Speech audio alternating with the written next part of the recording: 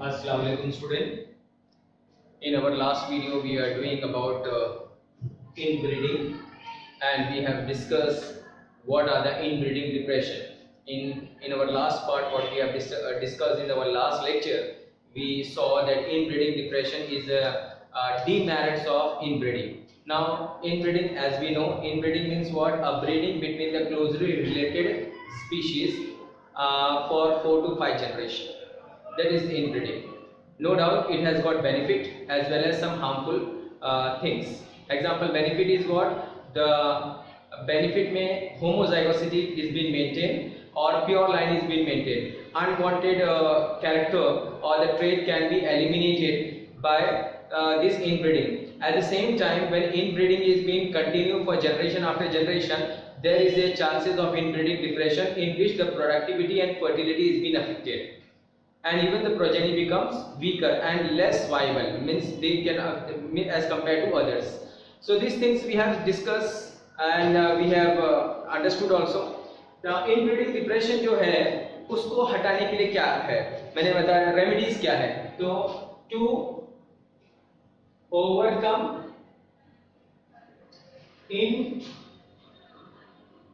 inbreeding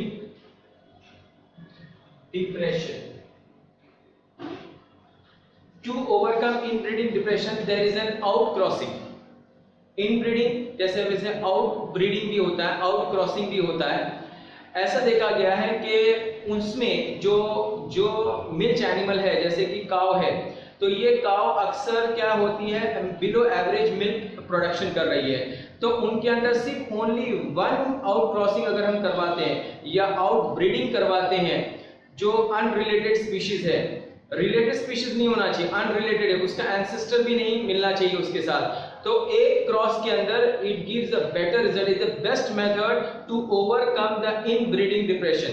मतलब एक ऐसा ब्रीड से हम उसको क्रॉस कराएं जो अनरिलेटेड हो, जिनके और अगर सेम भी हो तो उनका एंसेस्टर सेम ना हो, उनके एंसेस्टर सेम ना हो और अनरिलेटेड हो, तो उसका जो प्रोडक्ट मिलेगा, ऐसा बुक में दिया है कि अगर ऐसा करने से क्या होता है, ज्यादातर सक्सेस किसमें देखने को मिला है, जैसे जो मिल्क जो काव देती है और बिलो एवरेज देती है, तो अगर हमने आउट क्रॉसिंग करवाया है या आउट ब्रीडिंग करवाया है तो इसका रिजल्ट जो है वो बहुत अच्छा मिला है और इनब्रीडिंग डिप्रेशन हट गया है. ओके, एक क्रॉस करने से.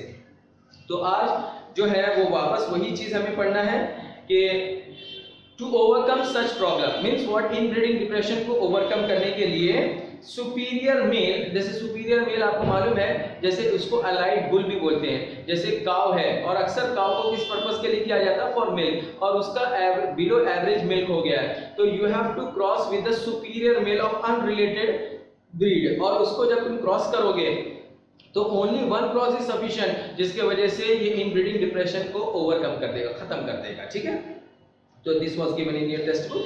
ये चीजें हमारी कंप्लीट हुई. अब इसके अंदर एक और चीज बताया है. अब जैसे मैंने बोला आउट ब्रीडिंग, तो अब लेट्स स्टार्ट नाउ. ये इनब्रीडिंग हो गया, अब आउट ब्रीडिंग. आउट ब्रीडिंग में कई सारा पढ़ना है आपको, जैसे कि आउट क्रॉसिंग. आउट ब्रीडिंग में एक पढ़ना है आउट क्रॉसिंग, फिर इसके अलावा क्रॉस ब्रीडिंग, क्रॉस ब्रीडिंग, ये सब उसके सब टाइप हैं. ए बी, ये सेकेंड टाइप हम पढ़े हैं. पहला टाइप हमने क्या पढ़ा, इनब्रीडिंग. इनब्रीडिंग के अंदर ये इसके सब टाइप है. ठीक है, और फिर inter specific hybridisation, inter specific hybridisation. तो ये चीजें अभी हम पढ़ेंगे डिटेल में. तो आउटब्रीडिंग क्या है बेटा? Outbreeding, breeding between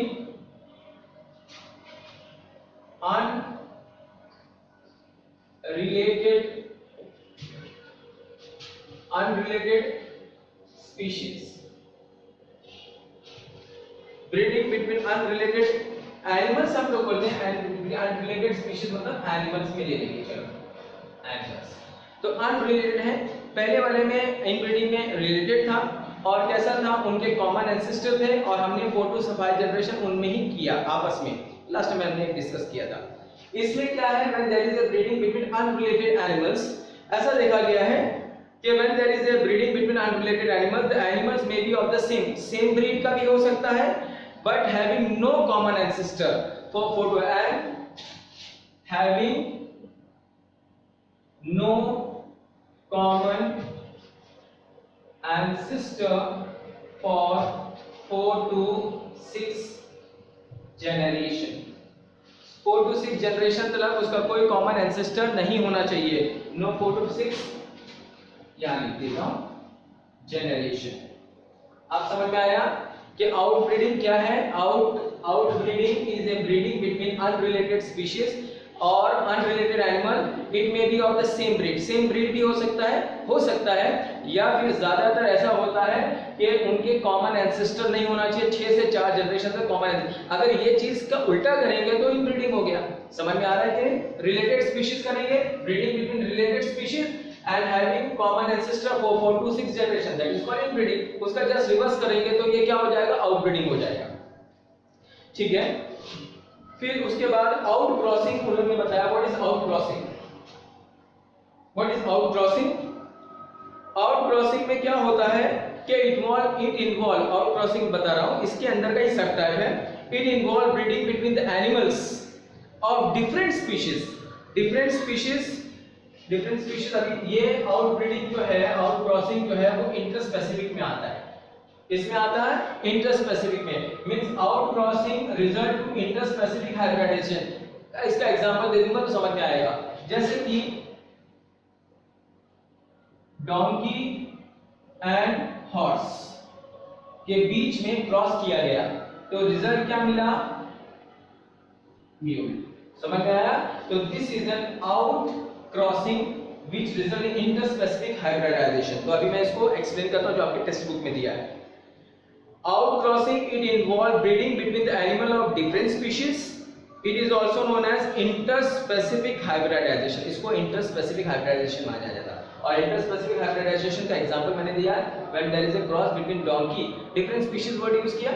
When there is a cross between the different species, तो क्या है, donkey and horse, और क्या बना, mule। तो interspecific hybridization is outcrossing. Understood or not? Okay.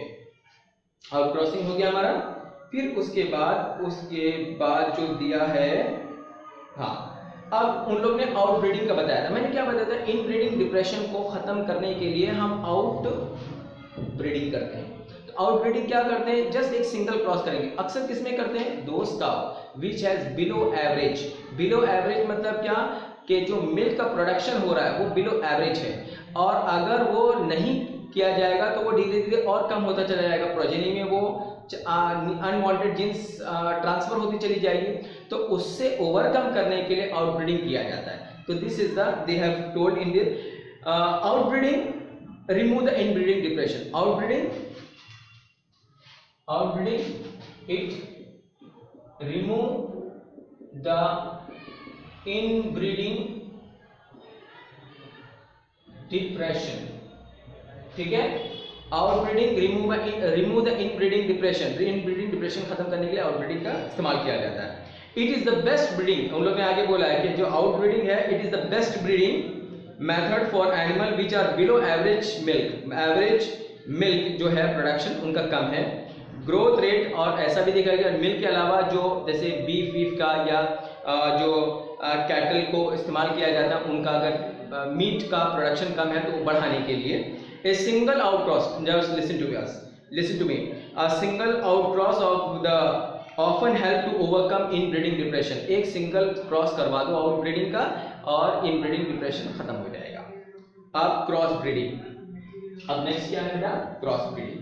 अब क्रॉस ब्रीडिंग समझाने के लिए मैं एक एग्जांपल देता हूं। क्रॉस ब्रीडिंग समझने के लिए पहले मैं एक एग्जांपल देता हूं।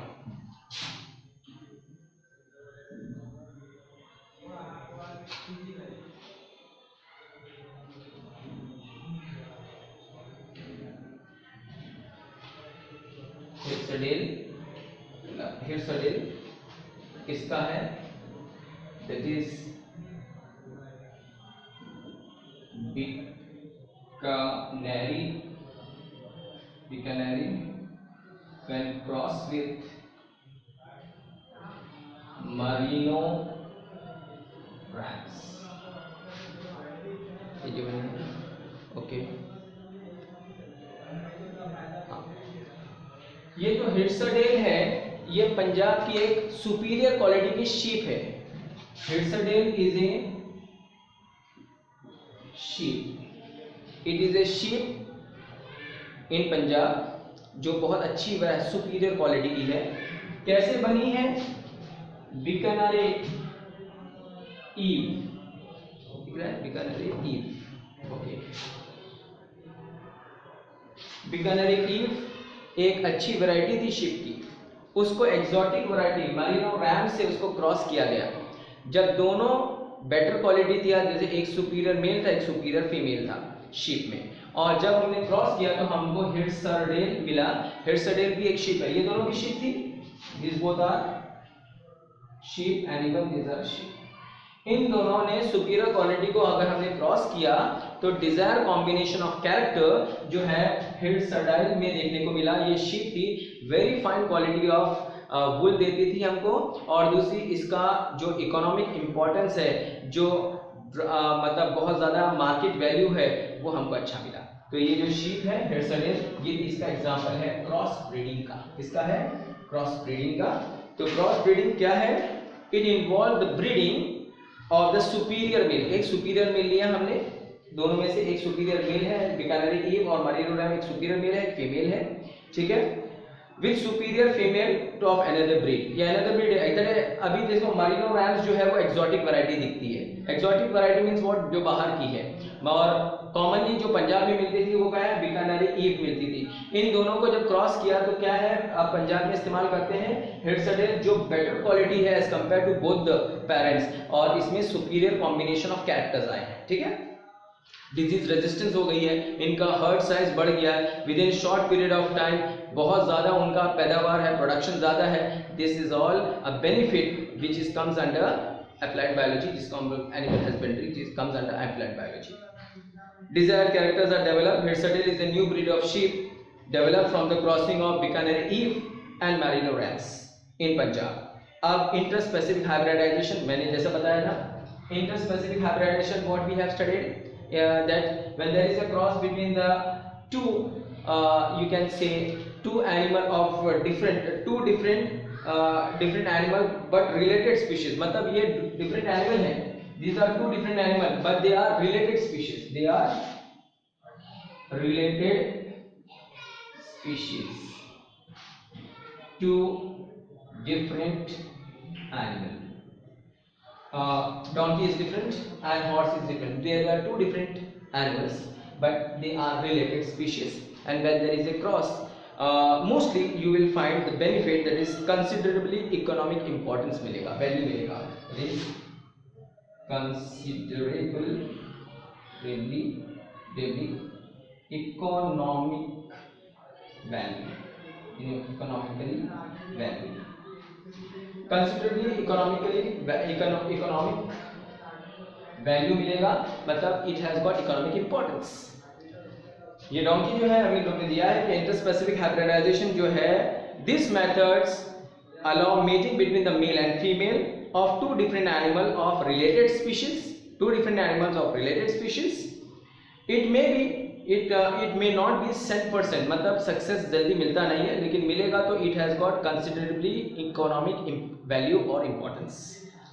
But if in few cases the progeny may combine desirable characters, so both the characters are being mixed, और ये ज़्यादा strong होता है, बीस्ट ऑफ बर्डन की तरह काम किया लिया जाता है, इसके ऊपर सामान बहुत सारा रखा जाता है, आराम से जो है पहाड़ पे जहाँ पे व्हीकल्स नहीं जा सकती, वहाँ जाके जैसे मिट्टी, फिर उसके बाद brick and all construction material वहाँ पहुँचा सकता है, तो as a beast of burden की तरह इस्तेमाल कर सकते हैं। फिर कार्ड बनाते हैं इससे, ठीक है, डोंकी कार्ड से हम लोग बोलते हैं। Desire characters of both the parents have considerably economic value, इनका इकोनॉमिक वैल्यू बहुत ज़्यादा है। Example interspecific hybridisation between horse and donkey, ठीक है, ये हमारा हो गया। अब बहुत इंपॉर्टेंट टॉपिक जो मैं स्टार्ट करने जा रहा हूँ वो है Moët, multiple ovulation embryo transfer technique, ठीक है। अब हम लोग स्टार्ट करेंगे।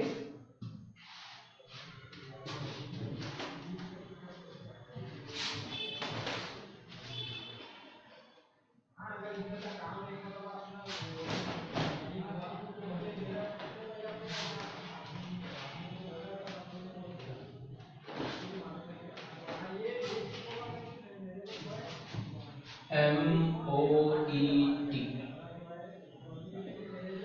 Now what is MOET? Full form: multiple ovulation embryo transfer technique. मेरी बात ध्यान से सुनो। What is MOET? Multiple ovulation. What is multiple ovulation? आप अगर ह्यूमन रिप्रोडक्शन देखोगे तो जब ओव्यूलेशन एक स्टेज होता है फीमेल में, जब ओवा जब प्रोड्यूस होता है, ओव्यूलेशन जब होने वाला होता है, तो ओनली वन ओवा इज प्रोड्यूस्ड। एक ही ओवा प्रोड्यूस होता है एक मंथ में, ठीक है। तो इसी तरह क्योंकि मैमल्स में काउ जो है ये मैमल्स में आता है, तो उनमें भी ओव्यूलेशन एक ही होता है, लेकिन उसको हम क्या करते हैं, इंड्यूस करते हैं ज़्यादा के लिए, क्योंकि ज़्यादा प्रोजेनी प्रोड्यूस हो with in a short period. तो इसको हम बोलते हैं मल्टीपल ओव्यूलेशन। एक ओवा होना चाहिए नेचुरली, उसकी जगह पे 6 to 8 ओव्यूलेशन करवाते हैं when they are being administrated to FSH hormone. जब उनको हम बाहर से फॉलिकल स्टिमुलेटिंग हार्मोन देते हैं, तो जो ओव्यूलेशन एक होना चाहिए, एक ओवा प्रोड्यूस होना चाहिए, उसमें 6 से 8 प्रोड्यूस होते हैं। तो जाहिर बात है उनका जो नंबर्स हैं जल्दी बढ़ेंगे। जैसे नेचुरल अगर हम होने देंगे तो एक ओवा प्रोड्यूस होगा, और हम अगर इंड्यूस किया जाएगा तो कैसे इंड्यूस किया जाएगा?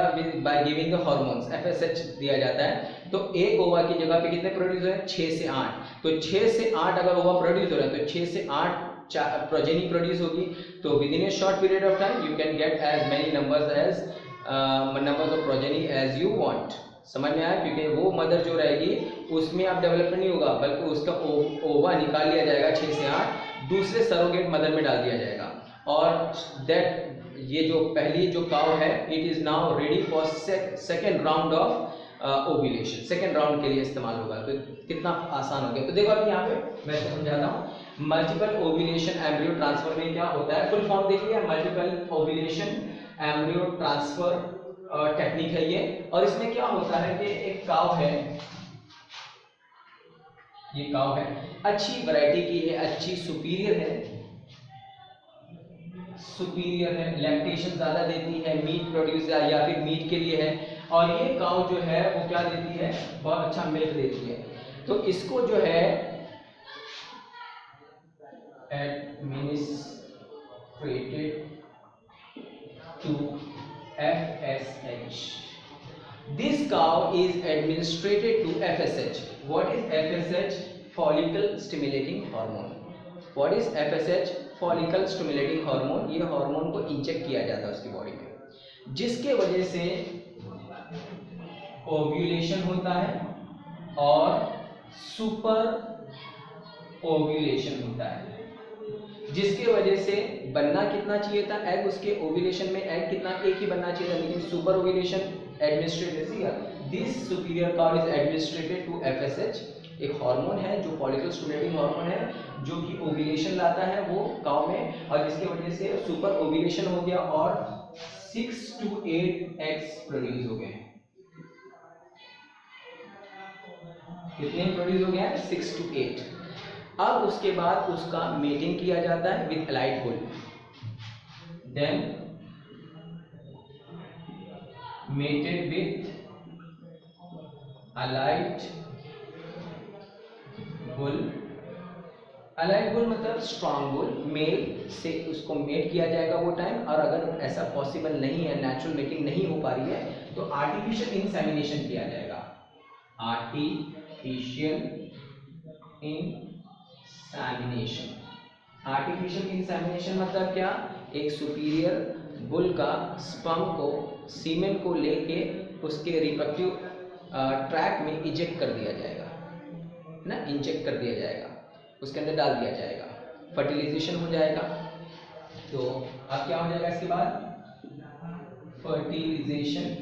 अगर आसानी से मेट करता है अलाइड बुल से तो वेल एंड गुड, और अगर नहीं कर पा रहा है तो फिर आर्टिफिशियल इंसेमिनेशन करवाया जाएगा। आर्टिफिशियल इंसेमिनेशन के बाद वो फर्टिलाइज हो जाएगी काउ, और काउ फर्टिलाइज जब हो जाएगी तो एम्ब्रियो डेवलप होगा। Embryo start to develop. अब ये एम्ब्रियो स्टार्ट डेवलप होता है, आपको मालूम है जाइगोट बनेगा, फर्स्ट जाइगोट के बाद 6 to 8 सेल, तो 8 to 30, अब ध्यान रखना पड़ेगा जब ये embryo 6 to 32 8 to 32 cell stage का पहुंचता है तो उसको बोलते हैं ब्लास्टोसिस्ट। क्या बोलेंगे?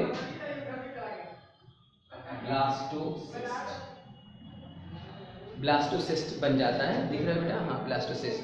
तो जब वो एम्ब्रियो उसी के अंदर 8 to 32 सेल स्टेज का पहुंचता है, जैसे कई सारे हैं, एक बनना चाहिए, कई सारे होते हैं, तो 8 से 32 सेल स्टेज जब पहुंचता है जिसको ब्लास्टोसिस्ट बोलते हैं, इसको अब उस मदर के अंदर ग्रो नहीं होने देगा, अब उसको नॉन सर्जिकली रिमूव करना पड़ेगा। Then it is remove non surgically from mother cow से वो नॉन सर्जिकली रिमूव कर लिया जाता है और फिर उसको इम्प्लांट करते हैं या इंजेक्ट कर देते हैं in the surrogate mother. Then injected या फिर इम्प्लांट इनटू सरोगेट मदर। मतलब ऐसी काव जो अच्छी क्वालिटी की ना भी होंगे तो चलेगा, मतलब उनको सिर्फ नरिशमेंट पहुंचाने के लिए रखा जाता है। तो ऐसी काव जिनके अंदर नॉर्मल, अभी हमने मीटिंग नहीं करवाई, लेकिन हम क्या करेंगे, उनका रिप्रोडक्टिव यूटेराइन वॉल मतलब डेवलप हुआ है, प्रिपेयर हुआ है इम्प्लांट के लिए, और ये जो हमने निकाला है 8 से 32 cell stage non surgically mother से, क्योंकि वो सुपीरियर से था, निकाल के हमने क्या किया, काव में डालने लगे। मतलब जो दूसरी काव है, सरोगेट मदर है, उनके अंदर हमने क्या कर दिया, उसको इम्प्लांट कर दिया। अब बाकी का जो डेवलपमेंट स्टेज है वो उनकी बॉडी में होगा, नरिशमेंट वहाँ से आएंगे। फिर ये जो मदर है, ये मदर जौन सा हमने सुपीरियर का है, now this mother can be use for the second round of ovulation, मतलब हम उनको सेकेंड राउंड के लिए भी इस्तेमाल करेंगे। फिर हम क्या करेंगे, उस काव को एडमिनिस्ट्रेटेड करेंगे FSH से, अब वो वापस अपने आप को प्रिपेयर करेगी, समझ में आ रहा है, और they will start producing super ovulation. और दिस इज हाउ, क्योंकि ये अच्छी सुपीरियर क्वालिटी, उसके कई सारे ओव्यूल्स जो हम प्रोड्यूस करेंगे हर टाइम में, FSH से एडमिनिस्ट्रेट करेंगे, जितने भी ओव्यूल बनेंगे फिर हम सरोगेट मदर में डालेंगे। तो एक टाइम में जो एक प्रेगनेंसी होती थी, अब वो हम लोग कितना कर रहे हैं कि बस प्रोड्यूस करेंगे और दूसरे सरोगेट मदर में डालते चले जाएंगे। इसी को बोलते हैं multiple ovulation embryo. Multiple means many. पहले नॉर्मली क्या होगा, 1 और 2 होता था, लेकिन अब क्या 1 और 2 ही होता था या 1 ही होता था, लेकिन अब हमने उसको क्या किया, इंड्यूस किया, मल्टीपल कर दिया। अंडरस्टूड और नॉट? सो सुपीरियर, वापस से अगेन आए, what is Moët multiple ovulation embryo technique. अब क्या होता है, जो सुपीरियर काव है वो अक्सर नॉर्मली कैसे एक प्रोड्यूस करता है, एक ओवा या 2 ओवा या एक ओवा प्रोड्यूस कर देता है। अब हमने उसके अंदर ज़्यादा, क्योंकि सुपीरियर क्वालिटी की थी, तो हमने उसके अंदर FSH हार्मोन को इंजेक्ट किया। FSH फॉलिकल स्टिमुलेटिंग हार्मोन है, उसने सुपर ओव्यूलेशन लाया और एक ओवा की जगह पे 6 से 8 ओवा प्रोड्यूस कर दिए। 6 से 8 ओवा जो है वो जब प्रोड्यूस किए, तो वही टाइम हमने क्या किया, एलाइड बुल से उसको मेट किया या फिर आर्टिफिशियल इंसेमिनेशन कर दिया। जब हो गया तो फर्टिलाइजेशन हो गया, फर्टिलाइजेशन के बाद एम्ब्रियो डेवलप होने लगे। अगर 8 थे तो 8 एम्ब्रियो डेवलप मिलेंगे। ये 8 एम्ब्रियो को जब 8 से 32 सेल स्टेज उनका टाइम पीरियड होता है, जैसे फर्टिलाइजेशन के बाद ये स्टेज जो है 8 सेल वाला जो है वो 72 आवर्स तक बनता है, तो उसके बाद 3 दिन के अंदर ही उसको निकाल लिया जाए नॉन सर्जिकली, और फिर उसको कहलाया जाएगा ब्लास्टोसिस्ट, और उसको ट्रांसफर किया जाएगा सरोगेट मदर में नरिशमेंट के लिए, वहाँ वो ग्रो होंगे। अब ये जो फीमेल है, अब इसमें अब कुछ नहीं बाकी है, अब इसमें कोई ओव्यूलेशन भी नहीं है और ना कुछ है। फिर वापस से इसको एडमिनिस्ट्रेटेड किया जाए FSH का, सेकेंड राउंड ऑफ ओव्यूलेशन करवाया जाएगा, फिर दूसरी काउज में इसका क्या है, प्रोजेनी को रखा जाएगा नरिशमेंट के लिए। This is how this is called multiple ovulation embryo transfer technique. Okay, hope you have understood this. अब ये हमारा कंप्लीट हो गया, ये हमारा हो गया। डेयरी फार्म मैनेजमेंट दिया है हम लोग ने, वो भी हम लोग पढ़ लेंगे, तो ये मैं रफ कर देता हूँ, इसको गौर कर लो। अच्छा, एक और चीज है, ये टेक्निक से और क्या बेनिफिट मिलता है, मतलब इसका हम लोग ने बताया है कि what are the benefit we get it from here. The technique is successfully use for the cattle के लिए तो बहुत ज़रूरी है। इसके अलावा और किस में कर सकते हैं, जैसे शीप में भी कर सकते हैं, रैबिट में कर सकते हैं, बफेलोज में कर सकते हैं, हाई मिल्क यील्डिंग मिल्क जो प्रोड्यूस करती हैं काउज एंड बफेलोज, उनमें इस्तेमाल कर सकते हैं हम लोग। लीन मीट के लिए, जैसे लीन मीट कैसा होता है, वो मीट जिसमें फैट्स कम हो, ठीक है, लीन मीट उसको बोलते हैं, LEAN, lean meat, LEAN, lean meat with less fats, जिस लिपिड उसके प्रोडक्शन के लिए सक्सेसफुली हम कर सकते हैं। और to increase the herd size, उनकी जो क्वांटिटी है वो बढ़ाने के लिए, हर्ड साइज इंक्रीज करने के लिए with a short period of time, कम समय में हम ज़्यादा, देखो ना अभी एक की जगह पे हम 8 प्रोजेनी एक टाइम में प्रोड्यूस कर रहे हैं, सेकेंड मंथ में 8, अभी यही प्रोजेनी के लिए एक के लिए उसको सपोज 10 मंथ लगते थे या 11 मंथ, जो भी उनका टाइम पीरियड है, जैसे ह्यूमन बीइंग में 9 मंथ का है, तो कितना है, फिर उसके बाद you have to wait for the second. Now super ovulation एमोइड के जरिए you can have many progeny as you want, understood और नॉट। कुछ डेयरी फार्म मैनेजमेंट के बारे में बता देता हूँ। डेयरी फार्म मैनेजमेंट में आपको मालूम है, ये नेक्स्ट यहाँ पे रब कर देता हूँ।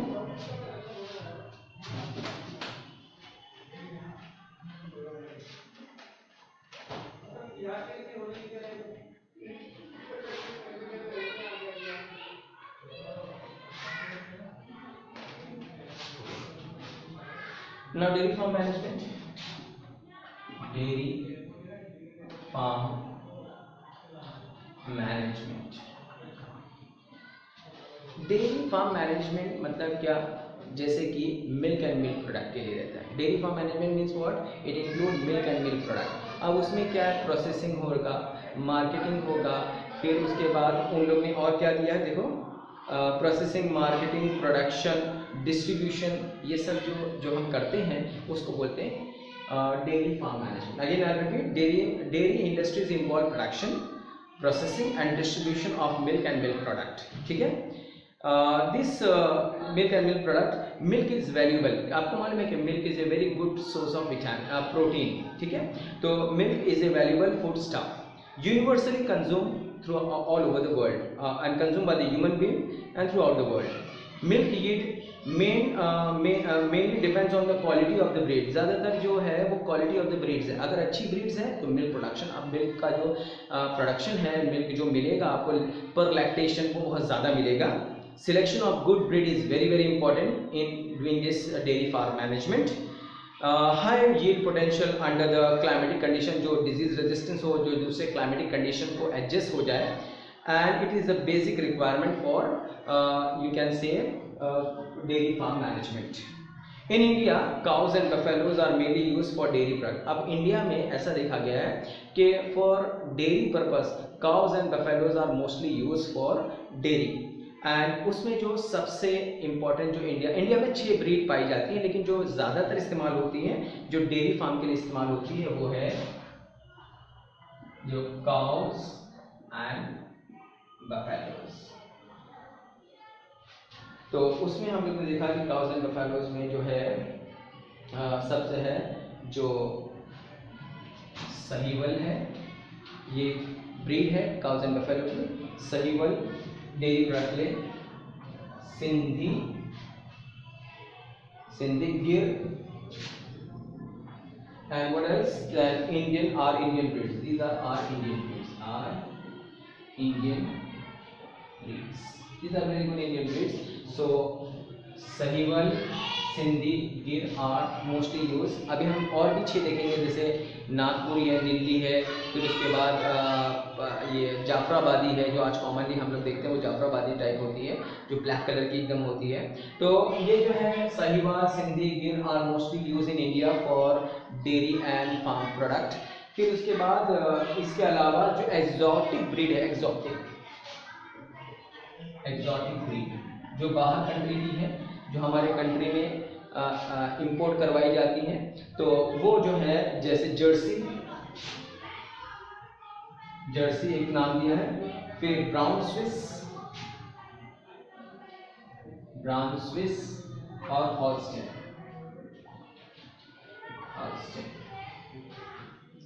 हॉल्स्टेन जो है, हॉल्स्टेन ये एक्सोटिक ब्रीड है which is very good for giving milk as well as meet.